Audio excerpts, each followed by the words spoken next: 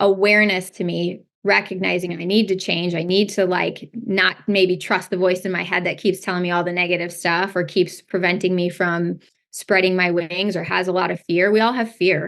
Welcome to the Table Talk podcast, where we get real, meeting with industry professionals and experts in the chiropractic world, talking about the newest and latest, how to scale your practice, the struggles that we all face in practice, and how you can take your practice to the next level.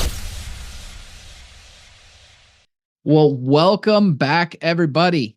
It's Dr. Kendall Price with Elevate Marketing Solutions, and I am here with someone who has become a very dear friend in the past couple of years, Dr. Lona Cook. For those of you guys who don't know her, she is an absolutely amazing doctor serving this profession, taking care of not only her patients, but the kids in her community through some really cool projects that she's going to share with us.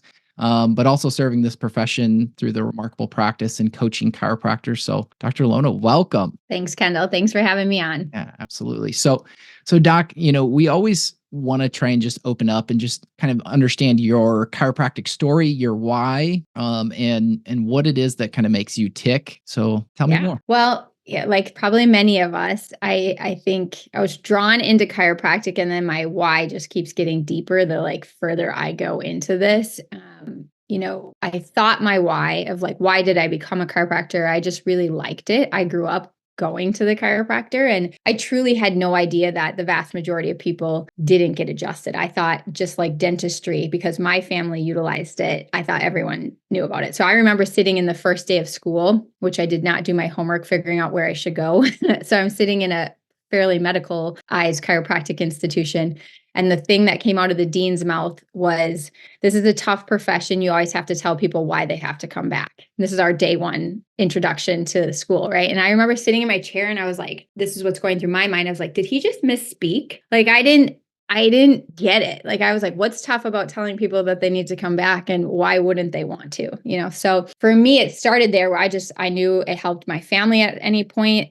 What I didn't realize is that my dad had been adjusted since a kid. My grandfather had been adjusted since a kid. And my great grandma took my grandfather because they didn't have money for the medical doctor. So they just knew, we'll bring him to the chiropractor because my kids don't get as sick when they get adjusted. So awesome. 4 generations later, here we are.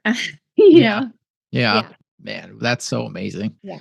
So your practice, I know you've got a number of things going on, but tell me, I know you're in Wisconsin, but tell me a little bit about your practice. Tell me what you guys focus on. What do you guys do? Yeah. So gosh, Kendall, it started just like what I just shared with you, or just like this desire to help people naturally. And I love the concept of just like with your hands, you can help people. And so when I came out of the gates, I opened because it seemed to be the direction that was meant for me to go. I didn't necessarily know for sure I wanted to open my own practice right away, but then life happens.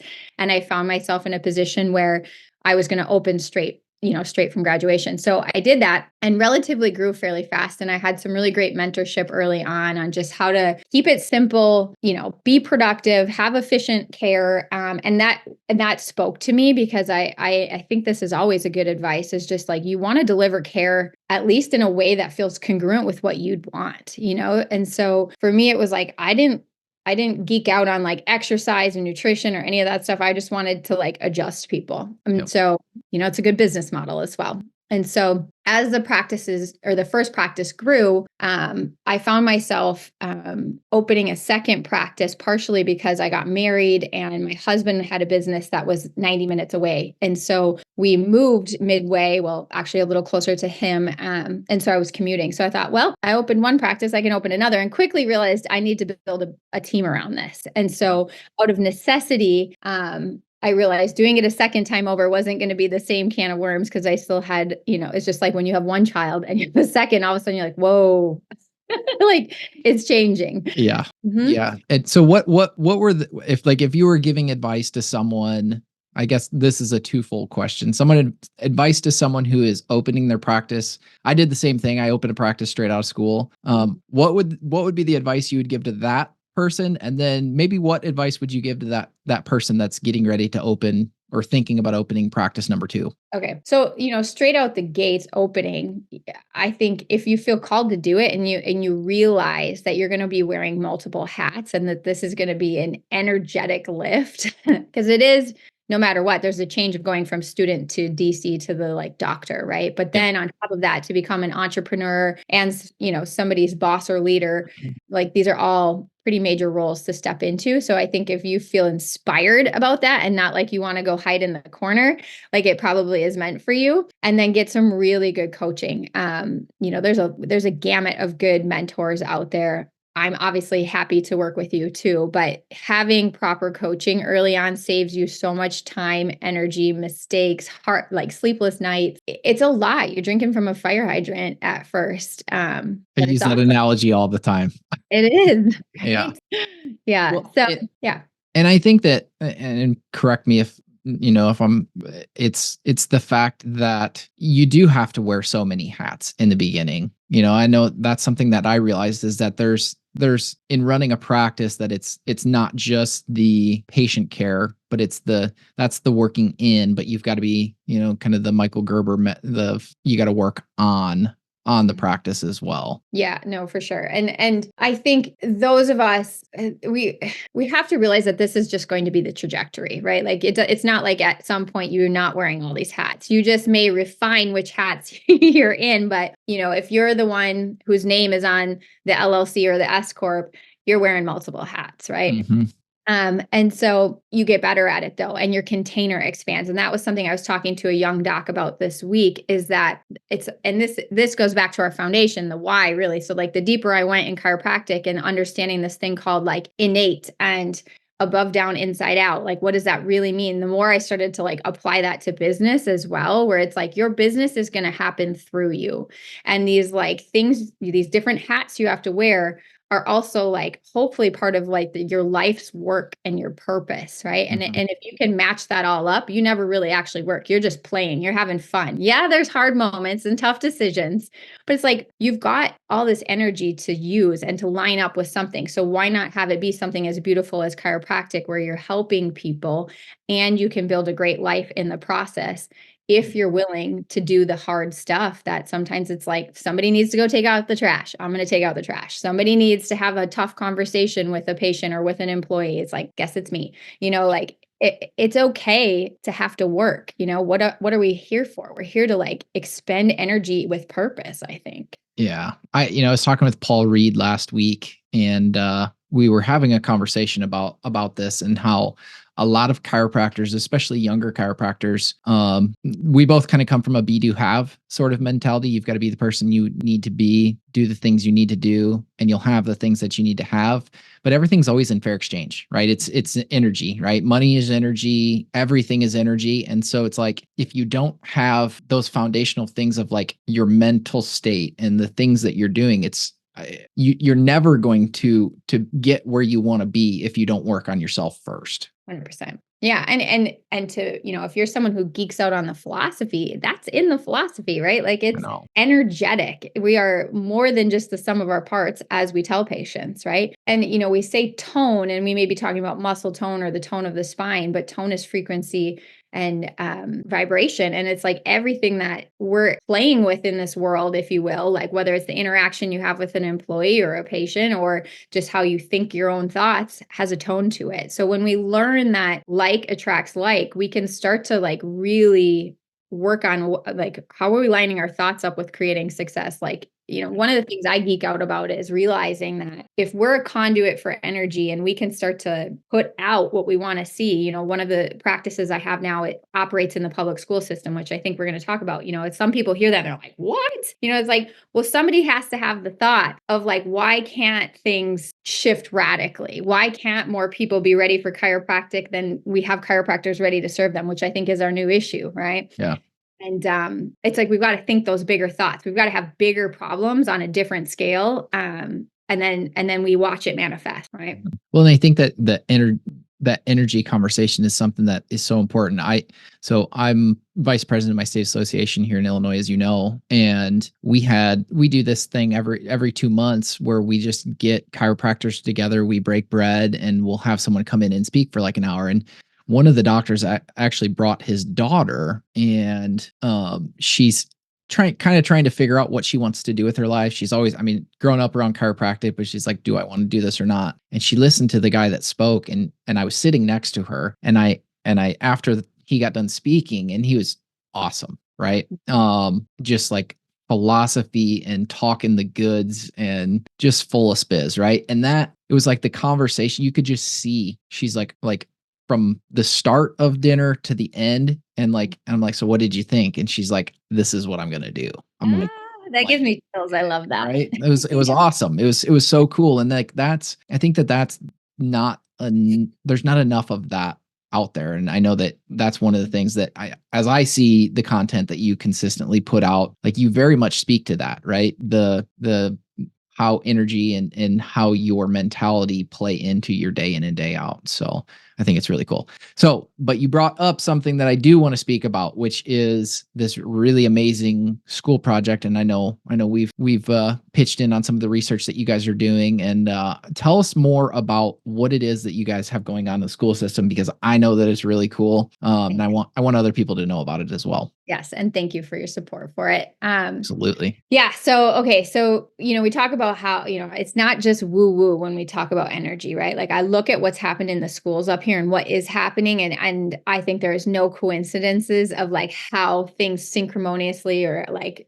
there's serendipity involved in how things unfold, but it doesn't happen just randomly. So where it began, and this is usually where I start the story, is I was sitting at a New Beginning seminar, which if you've never gone, it's an amazing, like if you need to get doused in some chiropractic philosophy, that's a great place to start. And that's where I learned more of what I would consider my roots in chiropractic. So I was sitting there, this is probably 10 years ago, and the speaker on stage had us all go through this visualization where he's like, close your eyes. I want you to think about a world where the average person knows what we know, and the school systems function in a way where instead of asking if a child has a checkup, like with vaccinations, they ask, has your child been checked by a chiropractor before they start school age, right? And I remember as he went through this thing, I remember thinking, that sounds nice, but that will never happen. Like that was like the thought that went through my head.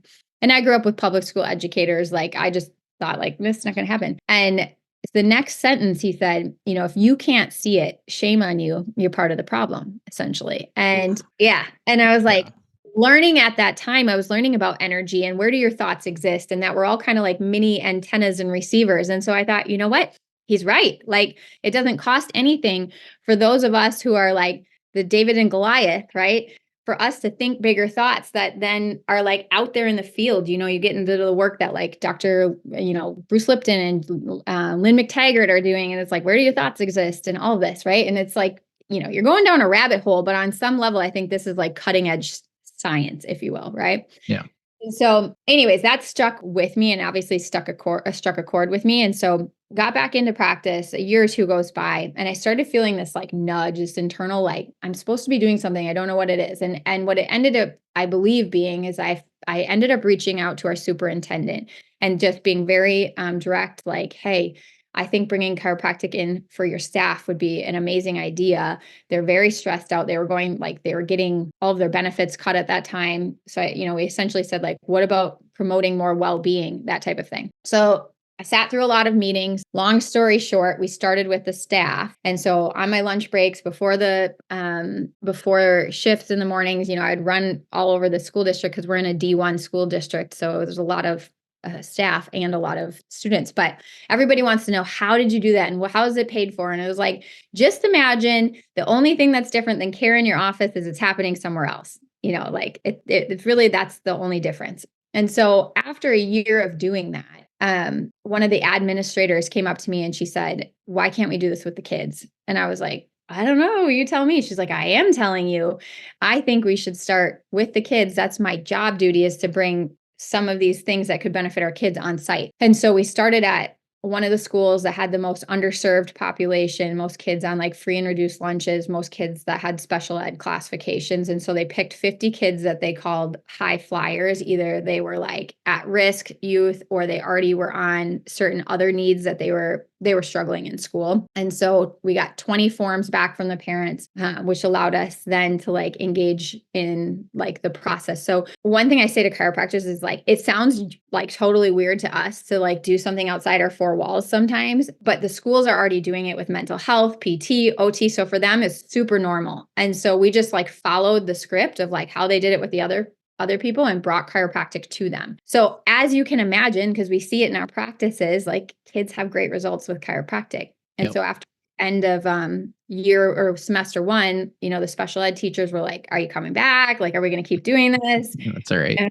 like, yeah, we will. So now we're 7 years into the program. We are the constricting factor to this. So I think any given week, there's like about 350 kids that get seen at school for chiropractic. Majority are not kids that would easily access care outside of the schools. I'll tell you that. And that's part of the reason this is like such a, I think, beautiful project, because we're really serving kids that are at risk in numerous ways, and that chiropractic can really help adaptation for all the things that they're up against. And so we're trying to do research with the Havoc team, who are actually coming to Wisconsin next week. So we're pretty excited. Nice. She's going to be up here with her team, with Imran and some of the life researchers, because we are going to do kind of like a trial run there's proposal for a true research project in 2025, working with this group of kids. And so, yeah, it's exploded. And so we now actually have 3 chiropractors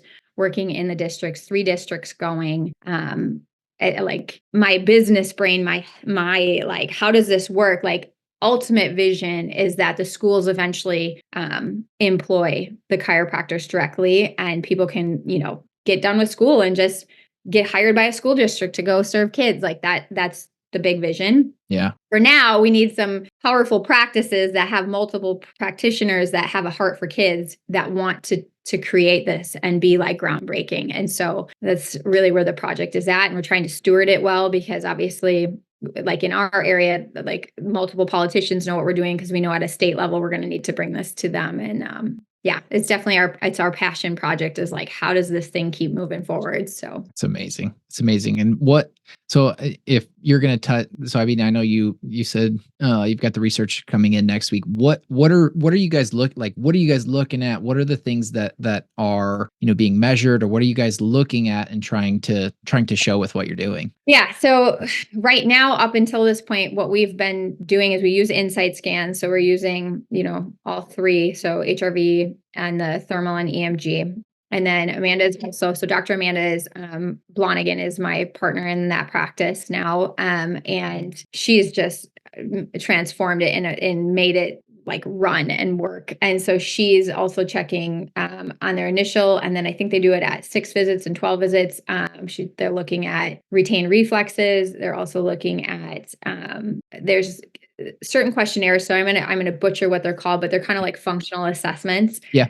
But for children. And some of it is also mental health realm, because part of what we wanted to steward is that, as we know, like goes back to Dee Dee, right? Man spiritual to man physical. Like there's more than just physically what happens with this child. And so even some of the self-reporting of like how they feel about themselves as they're going through this process, we want to watch. So one of the things that we're paying attention to is also collecting data from the teachers. So things like how many absentee days, behaviors, because they track behaviors within the school district. There's a ton of data. And so that's been part of it, is just figuring out like, and this is why like Heidi's team has been so critical, as we just send over this massive amounts of information, both from what we've collected as well as what we can get. And then the PhDs are who have to like start to figure out like, what does this mean? Right? Like what can we say based off of what we're getting? So when Life comes up here with them next week, there is an extra test that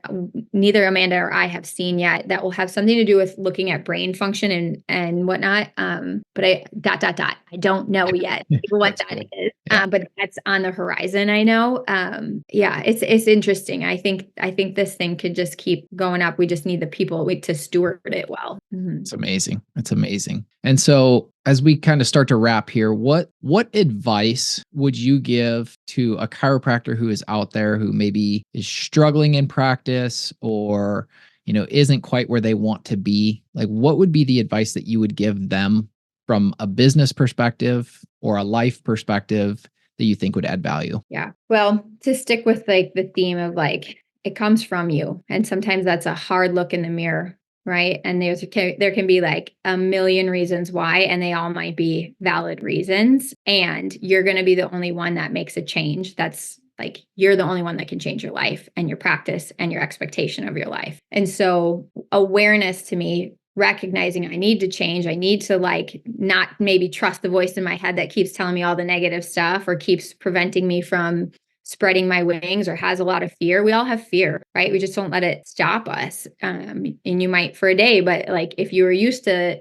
being immobilized for a week and it only immobilizes you for a day, that's progress, right? So I think some of it is like, you've got to get around people who you respect and see them maybe a step or two ahead of you or 10 steps ahead of you on the path. That doesn't mean you need to be them. It's just that we all wear our mentors' coats for a while we're learning to speak chiropractic and to catch this like idea in a way that now we can like serve more and more people, right? So I think if you don't have that, that's going to be on you to find that. Our profession is so generous, I think, in people willing to help uplift you. Yep.